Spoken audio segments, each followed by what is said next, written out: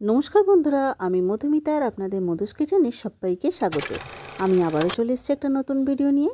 তো আজকের ভিডিও থাকছে একটা রুটি পরোটা দিয়ে খাওয়ার জন্য পেঁয়াজের একটা রেসিপি। তাহলে চলুন শুরু করি, আর আপনারা প্রথম থেকে শেষ পর্যন্ত দেখতে থাকুন। তো প্রথমেই আমি এই রেসিপিটার জন্য মশলা পেস্ট করে নেব। তো দুটো মিডিয়াম সাইজের টমেটো নিয়েছি, আর এটাতে টমেটোটা একটু বেশিই লাগবে। আর অল্প একটু চিনে বাদাম নিয়েছি। তো আপনারা আপনাদের রেসিপি অনুযায়ী, তরকারির মাপ অনুযায়ী সব কমানো বাড়ানো করে নেবেন। আর হাফ কাপ টক দই আমি জল ছড়িয়ে রেখেছিলাম, সেটা দিয়ে দিলাম। দিয়ে ভালো করে মিহি করে পেস্ট করে নিয়েছি। এবার গ্যাসে একটা কড়াই বসিয়ে তাতে 2 চামচ মতো আমি সর্ষের তেল দিয়েছি। দিয়ে তেলটা গরম হয়ে গেলে তাতে গোটা জিরে, শুকনো লঙ্কা, কাঁচা লঙ্কা আমি ফোড়নে দিচ্ছি।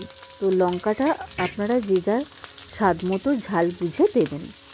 এবার আমি মশলা দিচ্ছি আদা, রসুন, শুকনো লঙ্কা। এটা আমার সব সময়ের জন্য পেস্ট করা থাকে, তাই আমি আদা রসুনটা পেস্ট করিনি। তো আপনারা যদি আদা রসুনটা পেস্ট করেন, একবারে টমেটোর সঙ্গে পেস্ট করে নেবেন। তো আর আমি পরিমাণ মতো হলুদ 1 চামচ দিয়ে দিয়েছি। দিয়ে মশলাটা একটু নাড়াচাড়া করে নেব। আর এই রান্নাটা সম্পূর্ণই একদম লো ফ্লেমে হবে। এবার আমি হাফ চামচ কাশ্মীরি লঙ্কার গুঁড়ো দিচ্ছি। কাশ্মীরি লঙ্কার গুঁড়োটা রঙটা সুন্দর আসার জন্য। দিয়ে নাড়াচাড়া করে আর যে মশলাটা পেস্ট করেছিলাম সেটা দিয়ে দেব। দিয়ে ভালো করে কষাতে থাকবো। আর কষাতে কষাতে এর মধ্যে আমি স্বাদ মতো নুন চিনিটা দিয়ে দেব। তো আমার রেসিপিটা যদি ভালো লাগে, প্লিজ চ্যানেলটা সাবস্ক্রাইব করবেন। পাশে থাকা বেল নোটিফিকেশনটা প্রেস করে অল অপশনটা অন করে দেবেন। আর ভালো লাগলে লাইক, কমেন্ট, শেয়ার করতে ভুলবেন না। আর এতদিন আমার চ্যানেলকে সাবস্ক্রাইব করে যারা পাশে থেকেছেন, তাদের অসংখ্য ধন্যবাদ। আর এই ভিডিওটা দেখার সময় যদি নতুন বন্ধু হয়ে থাকেন, তাদের অসংখ্য অনুরোধ রইল চ্যানেলটা সাবস্ক্রাইব করার জন্য। এবার দেখুন আমি স্বাদ মতো নুন চিনি দিয়ে দিয়েছি। এবার আমি 1 চামচ জিরে গুঁড়ো, 1 চামচ ধনে গুঁড়ো দেবো। দিয়ে মশলাটা আবারও কষাতে থাকবো। তো এই রেসিপিটা যখন ঘরে কোনো মাছ, মাংস বা সবজি কিছু থাকে না, শুধু আলু, পেঁয়াজ, টমেটো থাকে, তখন এটা করে নিতে পারেন। ভীষণই ভালো লাগবে খেতে, আর এর স্বাদটাও দুর্দান্ত হয়। তো এবার আমি 1 চামচ গরম মশলার গুঁড়ো দিয়ে দিলাম। দিয়ে আবারও আমি এটা কষাতে থাকবো।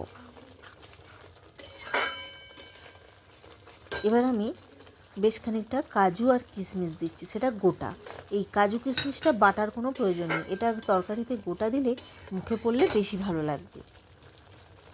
আর গোটা গোটা এরকম পেঁয়াজ আমি একটু ছোট সাইজের পেঁয়াজগুলো নিয়েছি।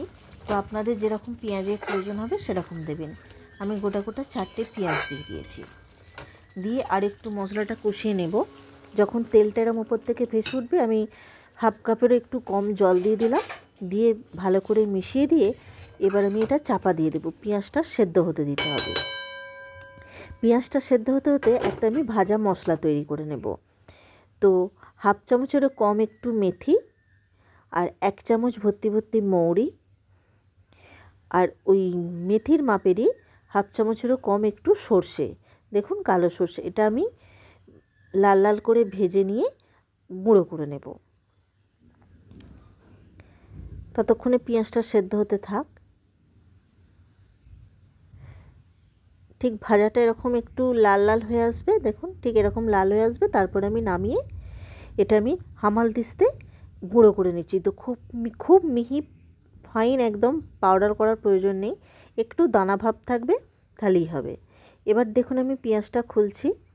তরকারিটা পেঁয়াজটা একটু সেদ্ধ হবে, এখনও মধ্যিখানটা একটু শক্ত আছে। পেঁয়াজটা ঠিক সেদ্ধ হলে এরকম খুন্তি দিয়ে ভেঙে ভেঙে দিলে পেঁয়াজের খোসাগুলো এক একটা আলাদা আলাদা হয়ে যাবে,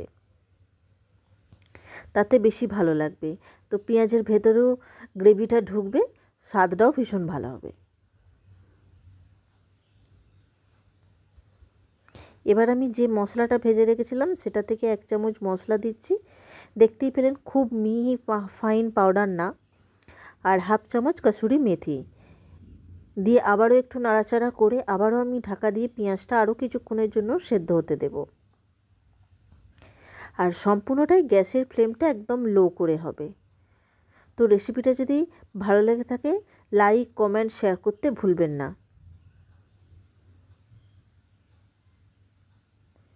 দেখুন গ্রেভিটাও ঘন হয়ে এসছে আর মশলা থেকে তেলটাও ছেড়ে দিয়েছে। এবার এটা আমি নামিয়ে নেব। আমার রেসিপিটা সম্পূর্ণ তৈরি হয়ে গেছে। আমার ভিডিওটা পুরো দেখার জন্য অসংখ্য ধন্যবাদ।